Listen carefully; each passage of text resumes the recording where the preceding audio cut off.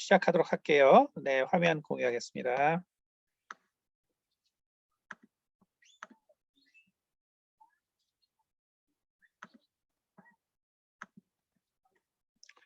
네, 잘 보이시나요? 네. 네, 공유되죠? 네, 지난 시간에 우리가 세례 요한의 삶과 그리고 SNF에서 그가 훈련 받았던 것이 어떤 것인가, 그리고 하나님께서 이제 그를 그러한 공동체, 코로나 공동체에서 이제 불러내시고, 그리고 이제 예수 그리스도를 증거하고, 그리고 이제 그 세례 요한에게 배웠던 제자 중에 하나인 이제 사도 요한이 이제 지금의 이 기독교, 즉 하나님께서 원하시는 이 하나님의 아들, 그리고 구약과 신약의 이 관계를 결국 사도 요한이 어떻게 풀어가고 있는가, 이제 오늘은 이제 이 부분을 보도록 하겠습니다. 사도 요한은 기본적으로 우리가 성경을 보면요, 그 다른 제자들과 기본적으로 차이가 존재하는데, 첫째 우리가 알 수 있는 것은 사도 요한은 일단은 그 세례 요한의 영향에 의해서 SNF의 영향을 받았다는 것이 무엇인가 하면은, 그 중에 하나는 바로 구원이 어떤 특정한 자들에게 존재한다라는 거죠. 그래서 SNF인 경우에 구원은 바로 SNF들에게만 존재한다. 그곳에 속한 자들에게만 존재한다라는 그러한 생각을 가지고 있었는데, 그것이 아마 이제 세례 요한에게도 분명히 이제 영향을 주었겠죠. 그리고 그것이 이제 사도 요한에게도 영향을 준 것으로 생각되는데요. 왜 그러냐면, 원래 사도 요한은 우레의 아들이다라고 이렇게 복음서에 기록이 되어 있고요. 그리고 또 예수 그리스도를, 그의 말을 받아들이지 않는 그 사람들에게 하늘에서 불이 내려서 저들을 치게 해야 하지 않겠는가, 이렇게 또 이야기를 합니다. 이러한 얘기들은 뭐냐 하면은 결국에 이제 구원이 어떤 정해진 특정한 자들에게 주어지는 것이다 라는 어떤 그런 사상들이죠. 그래서 사도 요한의 어떤 그 특성 중에 하나는 결국 예수 그리스도를 만나기 전에 상당히 이러한 이 그러니까 사랑이 이제 부족했던 자이다. 어떤 특정한 자들에게 구원이 이루어진다라는 어떤 영향적 생각 때문에 결국 그가 사실은 사랑의 사도라는 우리 기독교적 이런 생각과 다르게, 그가 예수 그리스도를 만나기 전에는 상당히 사람과는 좀 거리가 먼 그러한 캐릭터를 가지고 있는 사람이었다. 그리고 또 사도 요한은 뭐 우리가 성경에 보는 것처럼 좋은 집안 출신이다 라는 것이죠. 그래서 요한복음 19장 같은 데 보면은 결국 예수 그리스도께서 이제 제사장들에게 잡혀서 들어갔을 때, 그때 이제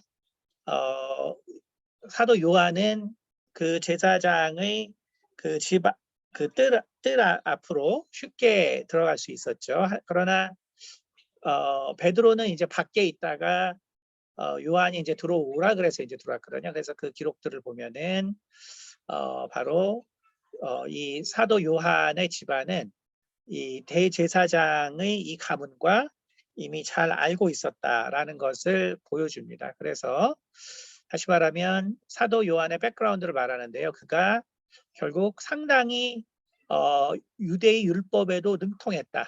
다시 말하면 이러한 그 대제사장의 집안과 가까웠기 때문에 이미 유대의 이 율법, 이 모든 것들에 상당히 능통했다라는 것을 알 수 있고요. 그래서 그가 예수 그리스도를 표현할 때 내가 곧 그니라라는 그러한 에고 에임이라는 이런 표현을 이제 많이 쓰는데 가장 많이 썼죠. 그게 뭐냐면 결국 그 70인역에서 이제 모세가 유대 장로들이 나를 보낸 이가 누구냐 물으면 뭐라고 대답합니까라고 할 때 그때 바로 이제 이 에고 에임이라는 말을 썼는데 그것이 바로 내가 곧 그니라라는 말이거든요. 그래서 결국 사도 요한은 예수님께서 하나님이라는 것을 표현하기 위해서 이미 그 70인역에 나오는 이 표현을 이미 차용해서 썼다라는 것이죠. 그리고 역시 이 로고스란 말 역시 결국 70인역에 등장하는 단어죠. 그렇기 때문에 이러한 이러한 사실을 볼 때 사도 요한은 이미 율법에도 상당히 이미 능통한 사람이었다. 그리고 그 당시에 결국 이 대제사장은 이제 그 헤롯 가문의 사실 친척들이 이제 이 당시엔 또 하던 시절이었기 때문에 또한 그런 로마나 헬라 문명에 대해서도 자연적으로 또 많이 알고 있었다라는 것을 반증해 주고요.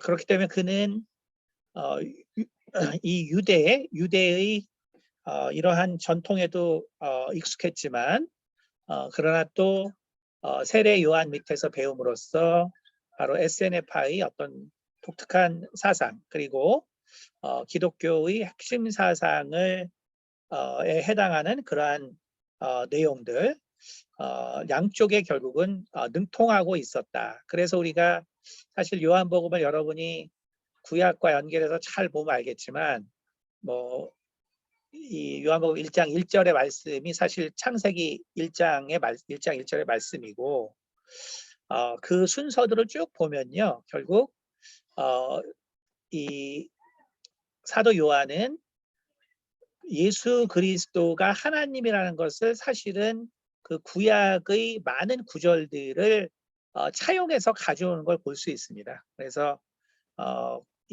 특히 요한복음은 그래서 우리가 주의 깊게 보면 결국 구약에서 하나님, 그 하나님의 말씀, 또 하나님의 이적, 그리고 하나님의 하나님만의 어떤 독특한 성질들, 이것을 사실은 이제 사도 요한이 이제 intentionally, 그러니까 의도적으로 가져와서 구성한 걸 볼 수 있습니다. 그래서 다른 복음서들과 다른 이러한 그 이적의 내용들이 특별히 된 것은 그러한 의도로 쓰여졌기 때문이다.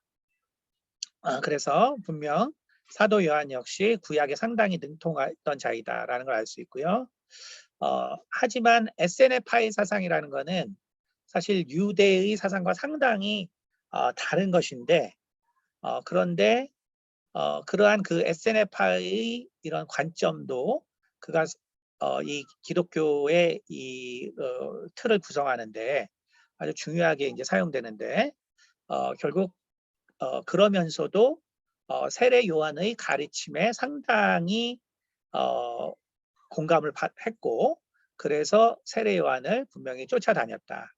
그렇기 때문에 사도 요한은 매우 그 뛰어난 그런 지식과 학식과 또 천재성을 애초에 가지고 있었던 자이다라는 것을 알 수 있고요. 그리고 또 사도 요한은 또 성경의 많은 구절들을 물론 학자들이 이미 얘기하고 있지만 많은 구절들을 보면은 예수님의 친척일 가능성이 상당히 높습니다. 다시 말해서 세례 요한만이 예수님의 친척이 아니라 사도 요한 역시 여러 성경들을 비교해 보면은 예수님의 친척일 가능성이 상당히 있습니다. 그럼 이것은 무엇을 말해주냐면 우리가 세례 요한은 사실 예수님의 친척이었기 때문에 그가 예수님에 대해서 인정하기 어려운 많은 부분들이 존재했죠. 근데 또 다른 예수님의 친척에 해당하는 사도 요한은 결국 예수님이 하나님의 아들이요 곧 하나님이라는 것을 아주 강력하게 증거하거든요. 그렇기 때문에 결국 이제 이러한 부분에 있어서 또 사도 요한의 역할이 매우 큰 것을 볼 수 있습니다. 그래서 결국 이 당시 예수님께서 살던 이 당시는 우리가 이제 그 어떤 가족의 명예라든지 이러한 그 친족의 명예, 우리가 뭐 인도 같이 여전히 고대적 모습이 있는 사회에서는 명예살인이라는 것이 있는 것처럼 사실 그 예수님의 삶을 보면은 그 당시에 사실 뭐 나셋이란 동네에 많은 인구 밀집도가 높은 지역이 아닌데 그런데 그곳에서 결국 인정을 못 받았죠, 그렇죠? 그러니까 다시 말하면 예수님께서 분명히 이적을 행하시고 또 놀라운 일을 행하신 것을 아는데 그런데 이제 예수님의 친족들이 예수가 미쳤다라는 말도 하고 또 예수님 스스로도 선지자가 그 동네에서 환영받지 못한다라는 말씀을 하시고 이런 부분들을 볼 수 있는데 이제 그 이유 중에 하나를 이제 학자들은 뭐라고 얘기하냐면은 결국 예수님께서 이 몫으로 일을 하셨단 말이에요. 예수님께서 몫으로 일을 하셨는데 근데 이제 갑자기 30이 되고 나서부터 갑자기 이제 회당에 가서 말씀을 가르쳤습니다. 가르쳤어요. 근데 이제 이것이 당시에 이제 유대의 그 관례에 따르면 이제 이게 완전 잘못된 것이거든요. 원래 이렇게 회당에서 가르치려 그러면 이제 그 지역의 이제 랍비 밑에서 오랫동안 배워야 됩니다. 배우고 공부를 해야 되고 그래서 이제 서른이 되면 이제 가르칠 수 있게 되는데 예수님의 경우에 이제 그러한 어떤 과정이 생략됐다는 거죠. 그래서 저가 목수의 아들이 아니냐. 누구도 그 예수님을 선생으로 생각하지 않았거든요. 선생으로 생각하지 않았는데 갑자기 회당에서 가르친단 말이에요. 그러니까 그것은 그 당시 그 친족 사회에서 이러한 그 사회에서는 상당히 이제 부끄러운 일이었다는 거죠. 부끄러운 일. 그래서 어떤 좀 예의에 없는 일. 그래서 어떤 성전에서 아무나 가르칠 수 없는데 그렇게 갑자기 가르치는 것들은 무례한 일. 그래서 결국 이렇게 그 친족들에게 결국 환영을 받지 못한 것은 이제 그러한 명예를 중시한 어떤 전통들이 남아 있었기 때문이다. 자, 이제 그런 걸 생각할 때 결국 그 사도 요한이 예수님을 전폭적으로 지지하고 또 옹호하고 또 대변했다라는 것은 기독교의 이런 성립에 있어서는 매우 중요한 일이었다라는 것을 여러분이 이제 생각을 하시면 되고요. 그래서 사도 요한은 정말 그 예수 그리스도를 통해서 그는 전인격적인 결국 이제 변화를 경험한 인물입니다. 전인격적인 변화. 그래서 그가 정말 사랑이 부족한 자였다가 그러다 요한복음 3장 16절에 기록한 것처럼 하나님이 세상을 이처럼 사랑하사, 그렇죠? 어떤 특정한 어떤 부류의 사람들, 다시 말해서 뭐 하나님을 전적으로 사랑하는 사람들이라든지 뭐 SNF파라든지 뭐 아주 의로운 사람이라든지 거룩한 사람이라든지 어떤 특정한 사람들만을 하나님이 구원하실 것이다. 그렇죠? 그것이 또 유대인의 생각이죠. 에서 전폭적으로 하나님이 세상을 이처럼 사랑하사 독생자를 주셨으니 이 표현을 보면은 그가 얼마나 예수 그리스도를 통해서 정말 전인격적인 변화를 겪었는가를 알 수 있습니다. 그래서 사도 요한은 바로 이제 이 로고스, 그러니까 로고스란 말은 결국은 우리가 뭐 로직이라는 말도 거기서 나오게 하기 때문에 상당히 이제 우리가 여태까지 쭉 본 것처럼 상당히 이제 의미에 있어서 이제 광범위한 의미를 가진 말입니다. 그런데 이제 이 로고스의 의미를 이제 연구했던 사람 중에 하나가 이제 바로 유대 철학자 이제 필로인데, 근데 필로가 이 그리스 문명에 이 하나님에 대해서 증거하기 위해서 이 하나님의 지혜에 대해서 설명을 하고, 그리고 사실 필로의 철학에 있어서 이 로고스를 하나님처럼 표현하려고 하는 그 시도가 많이 있었는데, 근데 그렇게 성공하지는 못했어요. 그럼 이제 왜 그걸 시도했냐? 그것은 우리가 이제 앞에서 쭉 본 것처럼 바로 이제 이 그리스 로마 문명에 있어서 바로 이제 많은 어떤 그 신들이 어떤 절대자들이 될 수는 없기 때문에 그래서 그리스 로마 문명을 통틀어서 이 필로가 이 여호와를 소개할 때 그 여호와가 바로 이 그리스인들이 생각하는 이 로고스로서, 다시 말해서 헤라클라이토스가 어떤 만물의 근원으로서 생각하는 그 로고스, 그래서 그것을 이제 여호와 하나님과 이제 연결을 시키려는 많은 노력을 하지만 그게 이제 그렇게 성공적으로 된 건 아니거든요. 그런데 이제 결국은 사도 요한이 이제 이것을 가능하게 해서 이 로고스라는 표현을 결국 이제 쓰게 됩니다. 그래서 그것을 완성하게 되죠. 그래서 이제 바로 요한복음 1장 1절에 나오는 것처럼 태초에 말씀이 계시니라.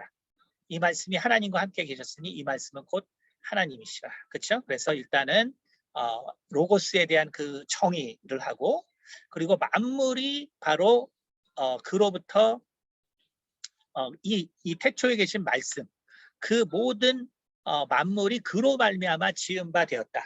그렇죠? 그래서 태초에 말씀이 계셨고 그것이 모든 걸 만들었다. 그렇죠? 그러니까 결국 로고스라는 것은 구약의 이제 하나님이다라는 것을 사실은 이제 얘기를 하고 있죠.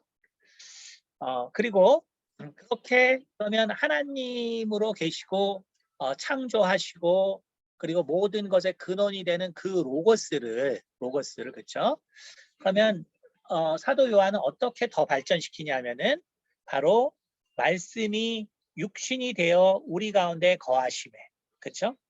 그래서 이것이 사실은 이제 아주 사실 혁신적인 내용이죠. 다시 말해서 하나님이 우리와 함께 계신다. 그래서 여러분 이제 이게 기독교 사상의 뭐 결정적으로 중요한 것이고요. 그리고 우리가 이제 특별히 영지주의에 대해서 하지만 결국 영지주의는 이제 이 부분, 바로 가장 핵심적이 되는 이제 이 부분을 부인하는 것이죠. 네. 근데 이제 우리가 말씀이 육신이 되어 우리 가운데 거하심에라는 이 말이 일단 요 말뜻만 먼저 보면은 우리가 세상을 만드신 하나님, 천지를 창조하신 하나님, 그래서 천지를 창조한 그 로고스, 그 말씀, 이걸 우리가 이제 초월성, 하나님의 초월성이라고 부르고요. 그런데 바로 예수님은 그 초월적인 하나님이자 동시에 이게 이제 신학적으로는 그 이메넌트라는 말을 많이 쓰는데 결국은 내재적인, 그러면서 우리 가운데 내재하신 하나님이다 라는 것, 그렇죠? 그러니까 다시 말해서 이제 필로가 성공하지 못한 것은 어떤 초월적인 어떤 하나님에 대해서는 이야기를 했지만 결국 그 우리 인간에게 정말 절대적으로 필요하고 중요한 그 하나님에 대한 어떤 부분들, 이제 이 부분은 이제 설명하지 못했는데 그런데 이제 요한은 바로 이것을 말씀이 육신이 되어 우리 가운데 거하심에, 그래서 바로 그 하나님이 바로 내재적으로 우리와 함께 하셨다. 근데 어떻게 하셨냐? 바로 육신이 돼서 오셨다라는 것입니다. 자, 그런데 이때 육신이 되어 오셨다라고 할 때 이제 요한복음 1장 14절에 보면은 요거 이제 그 헬라어라는 거를 영어로 좀 바꾸면 and the logos became flesh and tabernacled among us 이렇게 돼 있거든요. 그러니까 결국은 그 구약의 그 지성소에 계시던 바로 그 하나님이 우리와 함께 결국 거하시게 되었다라는 이제 이 말이거든요. 그래서 말씀이 육신이 되어 우리 가운데 거했다라는 것은 그 말씀이 곧 하나님이신데 우리 가운데 거했다. 다시 말해서 우리가 옛날에 지성소에 들어갔어야 되는데 이제는 그 지성소, 그 성전에 이제 그 성전 대신 하나님이 우리와 함께 하셨다. 그래서 이제는 그 하나님이 우리와 내재적으로 함께하게 되셨다라는 표현을 결국 이제 1장 14절에 쓰게 됩니다.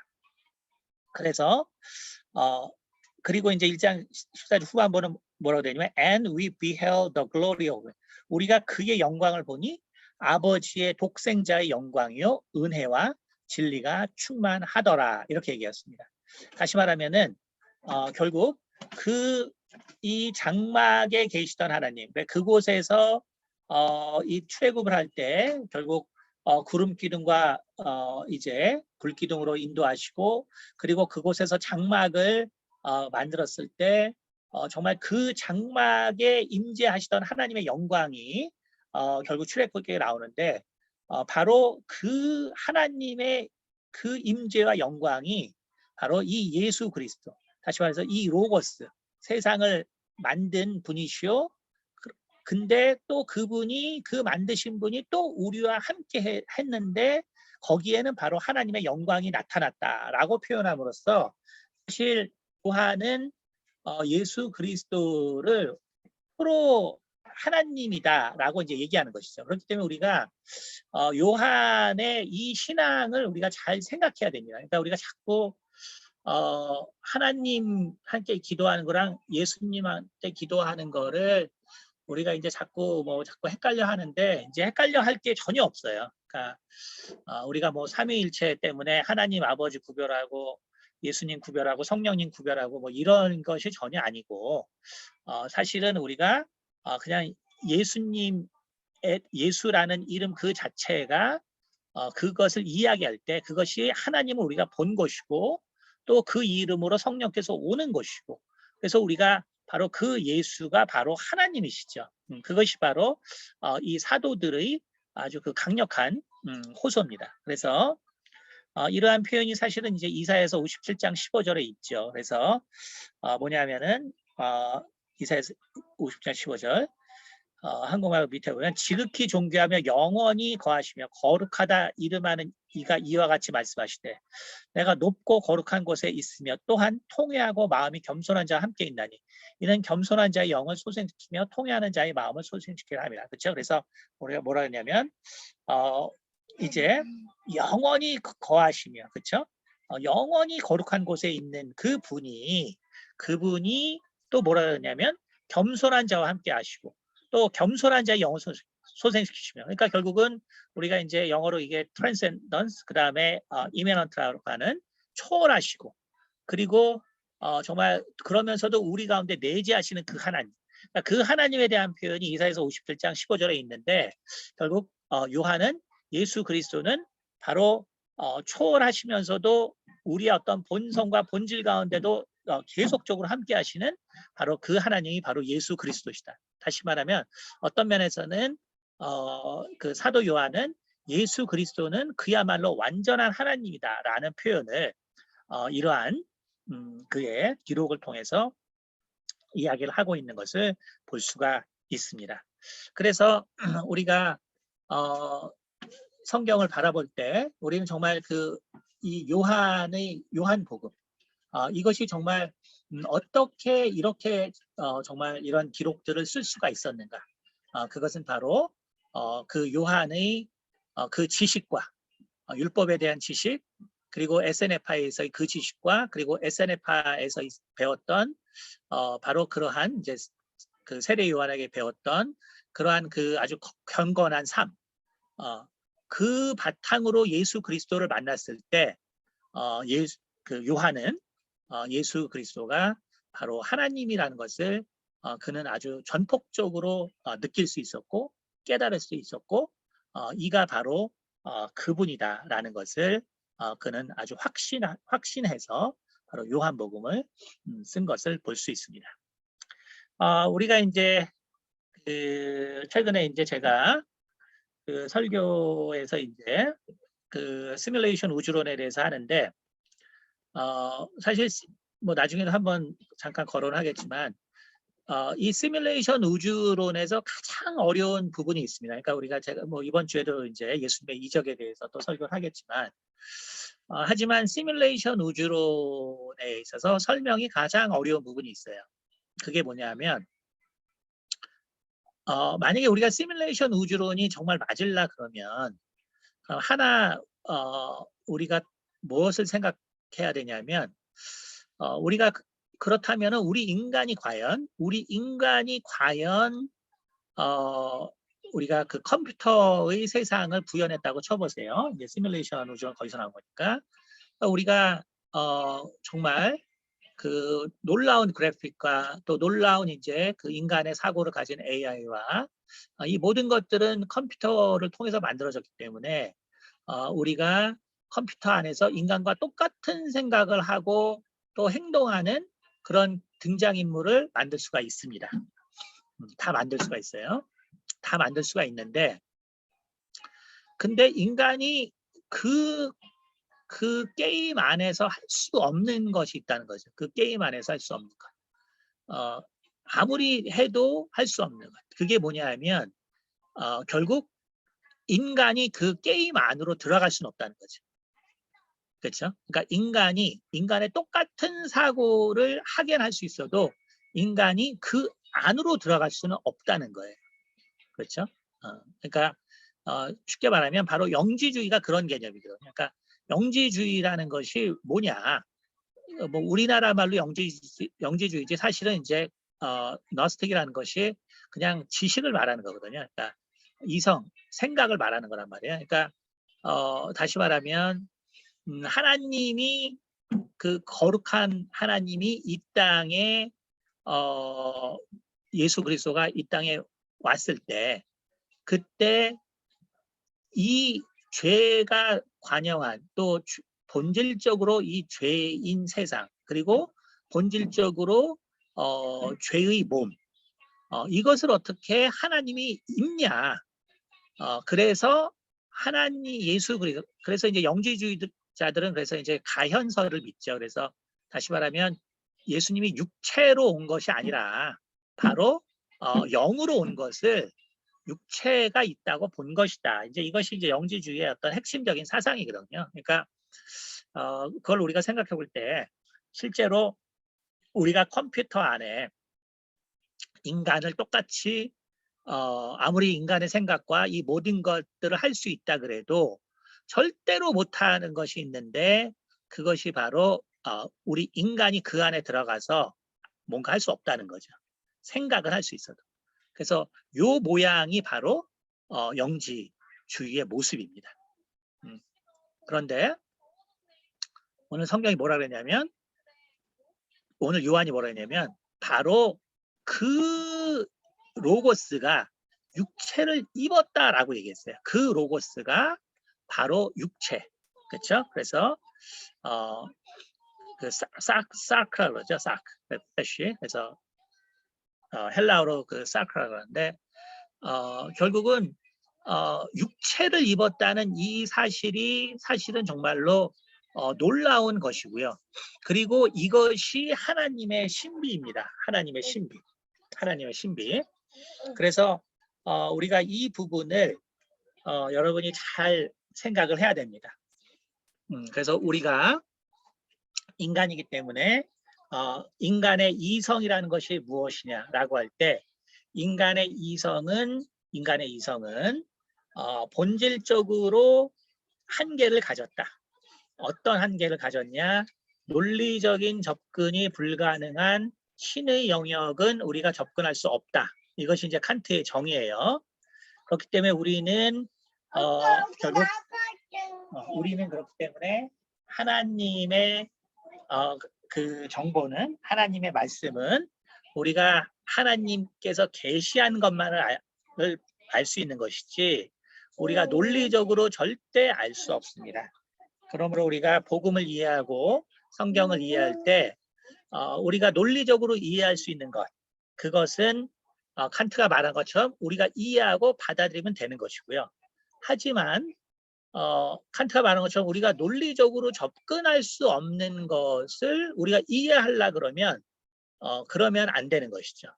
그러니까 우리가 제가 뭐 철학이나 종교나 과학이나 이 모든 것들을 통해서 이 성경을 설명하려고 할 때 그때 가능한 이러한 모든 것들을 통해서 이성적으로 논리적으로 설명을 하려고 합니다.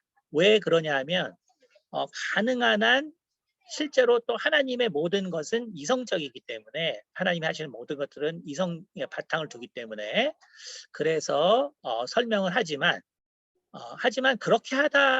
그렇게 아무리 해도 우리가 절대로 될 수 없는 게 있어요. 절대로 될 수 없는 거. 그러니까 우리가 진짜로 믿어야 되는 것이 무엇이냐? 우리는 이것을 알고 믿는 거예요. 그러니까 우리가 이성적으로 우리가 접근할 수 있는 것을 우리가 믿음으로 가져서는 안 되겠죠. 그렇죠? 예를 들면은 뭐 이단들 중에 제일 많이 나오는 게 뭐 오늘날도 종종 나오지만 오늘날도 뭐 기도원이나 교회나 이런 데서 자기 자녀를 제물로 바치라고 해서 자기 자녀를 죽이는 사람들이 오늘날도 있단 말이에요. 그렇죠? 몇 년 전에 우리나라에도 있었고 뭐 계속 있는 일들인데 이것이 왜 그러냐면 결국 이성과 믿음이 이제 혼동돼서 그런 것이죠. 다시 말하면 하나님이 우리는 이게 아브라함에게 이삭을 바치라고 한 것, 이것을 깊이 생각하지 않기 때문에 이런 이단적 사고들은 깊이 생각하지 않기 때문에 바로 내가 그런 계시를 받았기 때문에 나도 그렇게 했다라고 하는 이제 어리석은 일. 이게 뭐냐면 이성으로 생각해야 될 것을 결국 믿음으로 생각한 것이죠. 그렇죠? 우리가 성경을 조금만 더 이성적으로 생각해 보면, 열심히 생각하면 성경은 이미 몰렉에게 자기 자녀를 바치는 그 이방 종교를 하나님이 저주했고 결국은 진멸하라고 했죠. 그렇죠? 그러니까 그렇기 때문에 어떤 종교가 자기 자녀를 제물로 바치라는 것 자체가 잘못됐다고 성경은 계속 이야기를 하고 있는 것이죠. 그렇죠? 있는 거예요.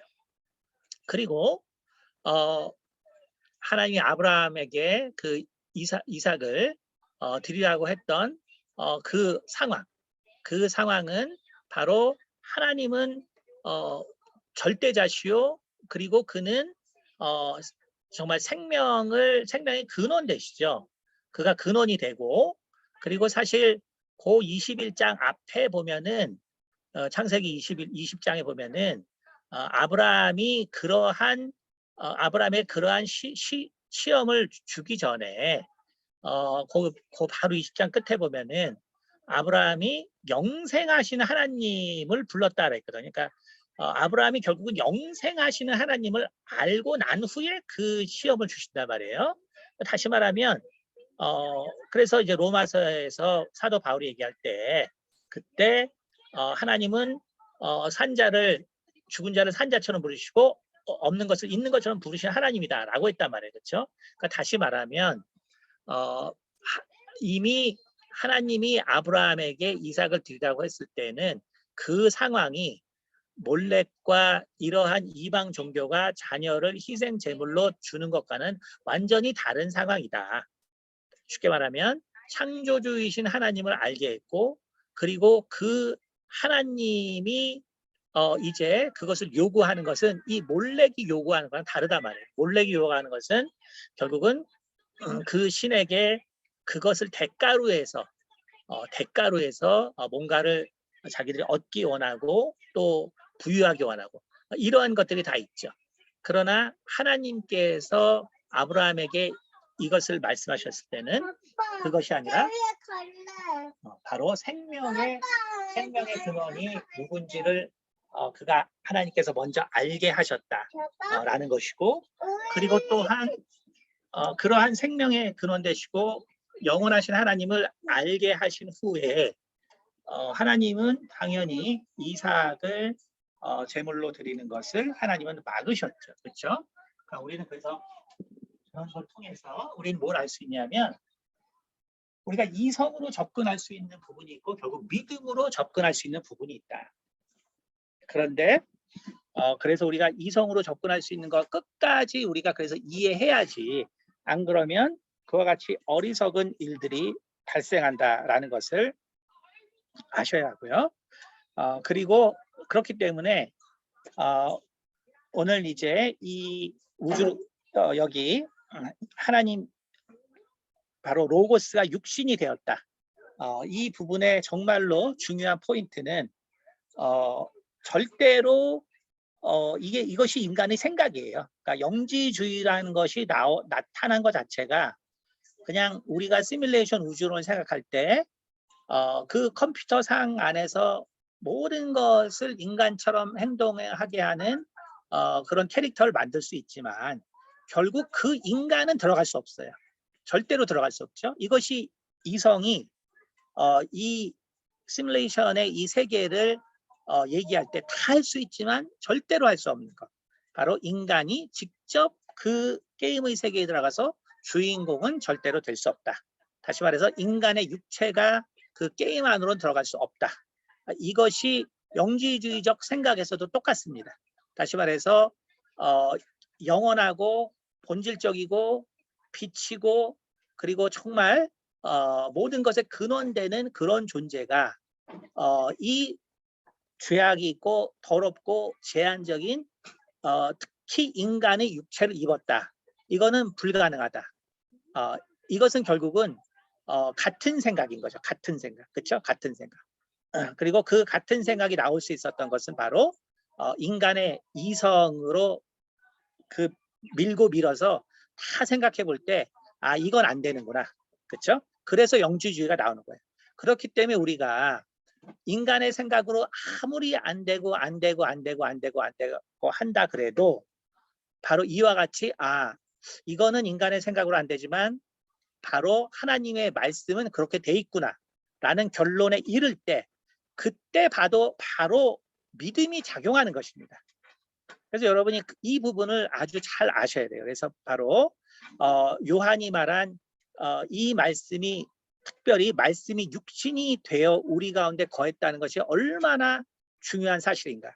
그러니까 이것을 우리가 진리라고 하는 것이죠. 그래서 이 진리를 받아들이는 것을 믿음이라고 하는 거예요. 다시 말하면 신이 있을 수도 있고 뭐 이런 것도 우리가 인간이 생각이라는 걸 하기 때문에 가능하지만, 그러나 인간이 어떤 생각할 수 없는 부분에 도달했을 때 결국 믿음이 필요한 것이고, 믿음은 바로 인간이 논리적으로 접근할 수 없는 바로 진리를 받아들이는 것이 바로 믿음입니다. 그러니까 진리는 뭐냐면 바로 하나님이 육신이 되어서 왔다는 것. 그것이 바로 진리입니다. 그래서 요한은 이와 같이 예수 그리스도는 결국 정말 완전한 하나님이시다라는 것을 그가 결국 증거를 한 것이 정말 우리가 분명히 좀 알아야 될 사항이고요. 자, 그리고 이제 이와 같이 사도 바울 역시 SNFI 사상에 영향을 받았다라는 것이 최근 한 30-40년간 이 쿰란 사원에서의 그리고 이제 또한 그 고고학의 발달을 통해서 이제 나온 중요한 어떤 이제 그 신학적인 그 견해 중에 하나입니다. 자, 바울의 사상 역시, 그렇죠? 바울의 사상 역시 사실 요한의 사상과 뭐 너무나 비슷하죠. 그렇죠? 바울 역시 엄청 비슷한데, 우리가 그 중에서 전에도 말했지만 결국 이 빛과 어둠의 싸움이라는 것, 그렇죠? 빛과 어둠의 싸움이라는 것.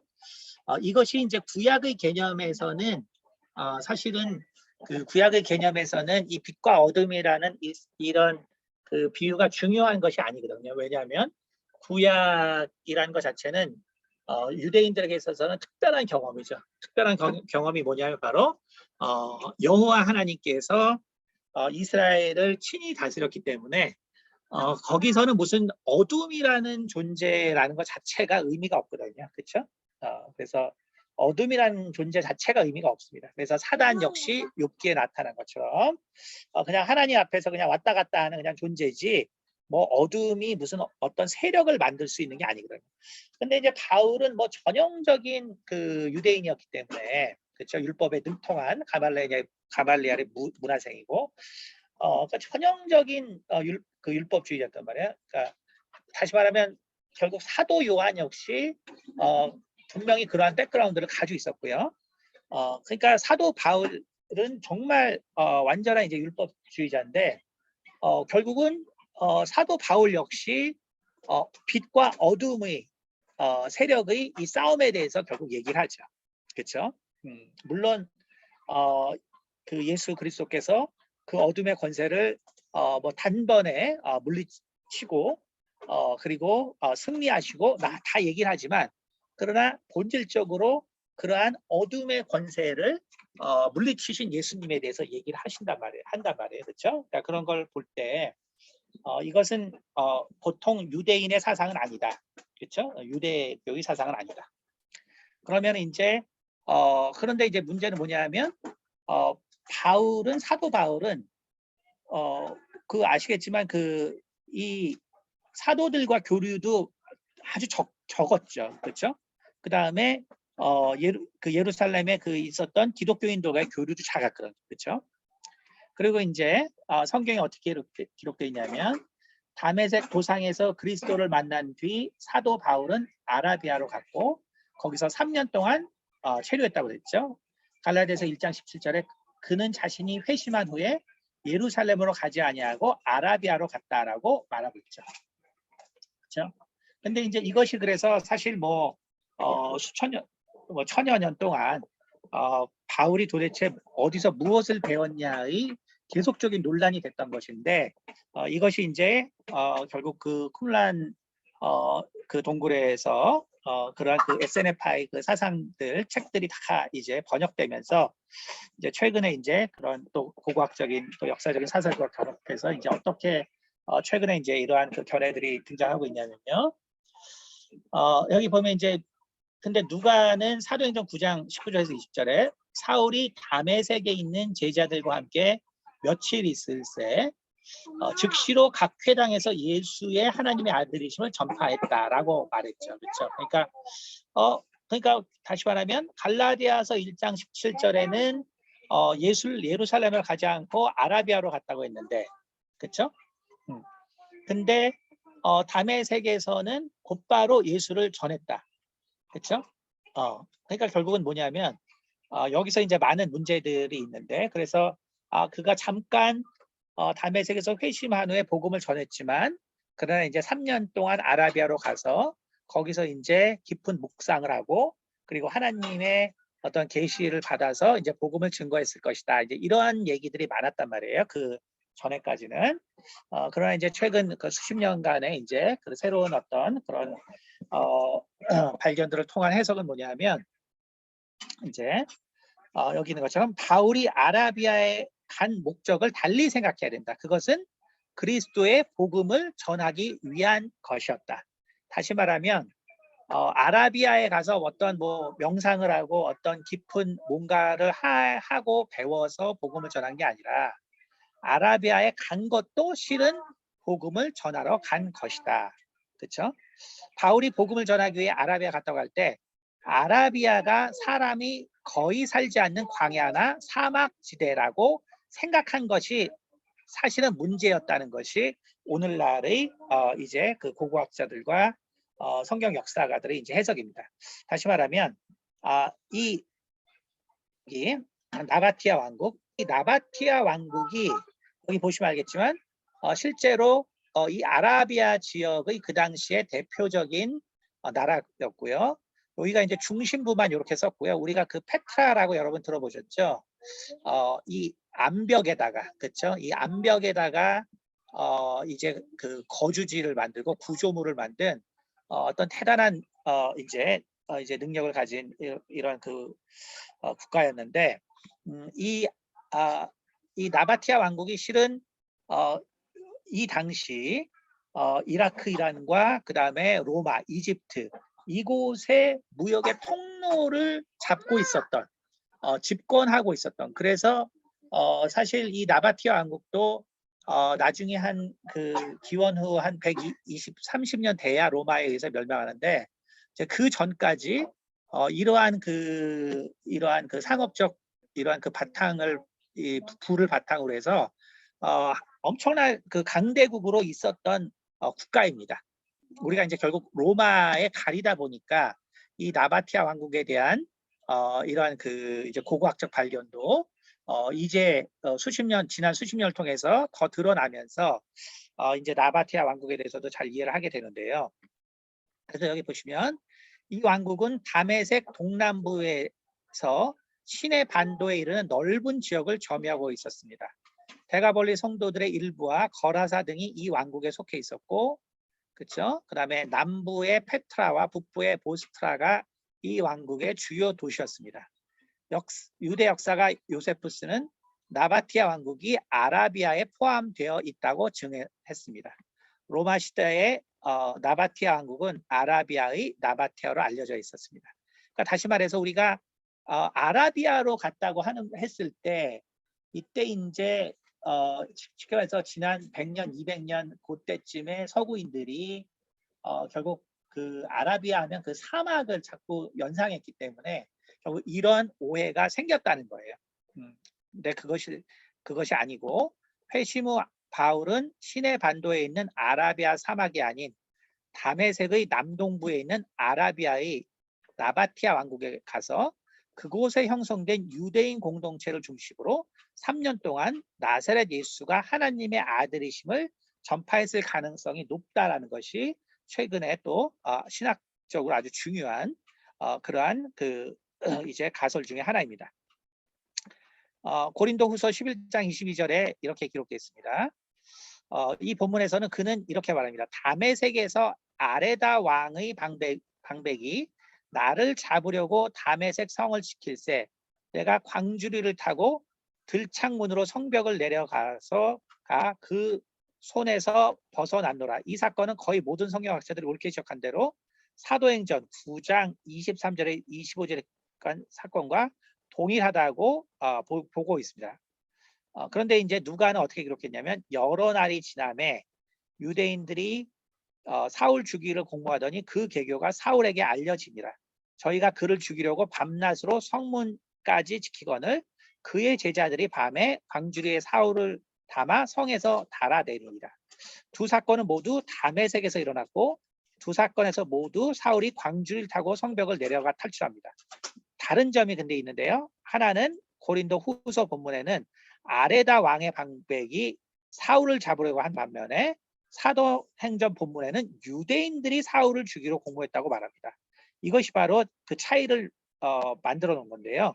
그러나 이제 최근에 이제 여러 가지를 통해서 결국 실은 결국 아라비아와 다메섹에 있는 유대인들이 사울을 죽이기를 공모하고 아레다 왕의 방백에게 도움을 요청했을 것이라는 바로 이런 해석이 가능하고요.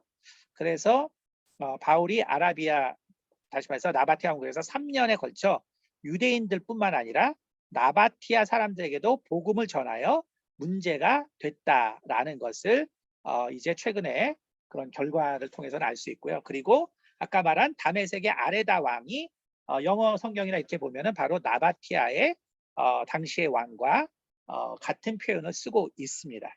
그래서 우리가 그러면 이제 그 사실이 셀세네파랑 무슨 관계가 있냐? 무슨 관계가 있냐면, 여기 바로 다마스커스, 다메섹이 여기 있죠. 여기 있는데 여기서 바로 쿰란 동굴이 발견된 사해 이 사본이 발견된 이 쿰란 그 거주지, 여기가 사실은 거의 150km 내외입니다.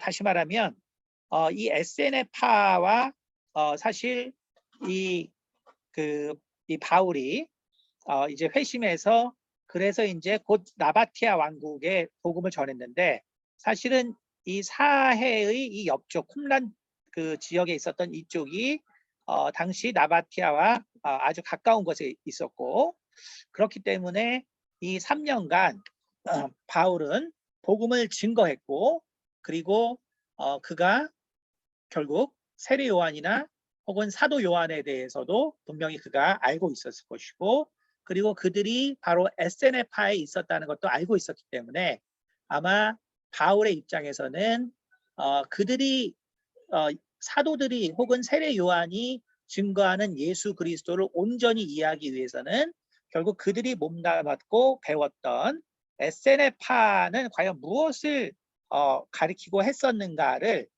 그가 깊게 알고 생각하려고 했을 가능성이 많고요. 그래서 바로 그들과의 교류가 있었을 가능성이 많고, 그리고 그들과 교류를 통해서 결국은 에세네파가 생각하고 또 기다리던 메시아, 그리고 또 구원론, 이 여러 가지가 결국은 이 사도 요한과 마찬가지로 사도 바울 역시 에세네파의 이러한 사상들이 예수 그리스도를 만나고 깨달은 그의 가르침, 정말 그리스도를 담에서 도상에서 만난 후 정말 하나님으로부터 깨달은 많은 어떤 가르침들이 에세네파의 어떤 사상과 논리와 상당히 유사성이 있었고, 그렇기 때문에 결국 사도 바울 역시 사도 바울의 그러한 고유의 신학이 등장하지만, 그러나 결국 많은 부분에 있어서 결국 사도 요한과 많은 공통적인 그 상통하는 곳이 존재하고 있다라는 것을 볼 수가 있습니다. 그래서 오늘 우리가 이 좀 내용이 좀 많았지만요. 그러나 우리가 정말 이 사도 요한과 그리고 사도 바울의 이러한 신학적인 견해가 그리고 이러한 그들의 지식과 또 그들의 어떤 학식이 복음을 증거하고 발전시키는데, 그리고 이 기독교를 이루는데 얼마나 중요한 역할을 했는가를 우리가 돌아보면서 우리가 하나님의 계시를 우리가 받고 그걸 통해서 우리가 하나님의 일을 하는 것이지만, 그러나 그 전에 하나님이 우리 가운데 주신 이 이성이라는 것을 우리가 정말 잘 사용해야 된다. 다시 말하면 우리가 어떤 계시만을 바라는 어떤 그러한 신앙은 안 된다. 이게 무슨 얘기냐면 우리는 더더욱이나 말씀이 주어졌기 때문에 이 말씀을 이해하려는 많은 노력이 필요하고, 그리고 그 말씀을 우리가 이해하기 위해서 우리가 최대의 노력을 다할 필요가 있는 그것은 우리가 바로 믿음의 영역의 부분을 바로 우리의 이성의 영역의 부분과 혼동해서는 안 된다. 그래서 우리가 믿음의 영역의 부분이 쉽게 말해서 너무 많이 이성의 영역을 침범하면, 그러면 결국 이 세상 사람들 보기에 이상한 어떤 사고나 결국은 행동이나 이러한 부분들을 행할 수 있고, 그것은 결국은 이 세상 사람들에게 당연히 좋지 않은 영향을 줄 수 있다. 또 거꾸로 우리가 정말 이렇게 말씀을 묵상하고 하나님이 우리 가운데 주신 이성을 잘 개발하면 정말로 진리가 무엇인가, 우리가 진짜로 믿어야 되는 부분이 무엇인가, 다시 말해서 우리가 성경을 이해해야 되는 부분이 있고, 그런데 또 우리가 성경을 믿어야 하는 부분이 있습니다. 이 부분의 차이에 대해서 우리가 정확하게 알면 알수록 우리는 결국 하나님께서 우리 가운데 하시고자 하는 일들이 무엇인가 더 분명하게 이해할 수 있다. 이것이 오늘 내용의 핵심입니다. 네. 네, 그러면 오늘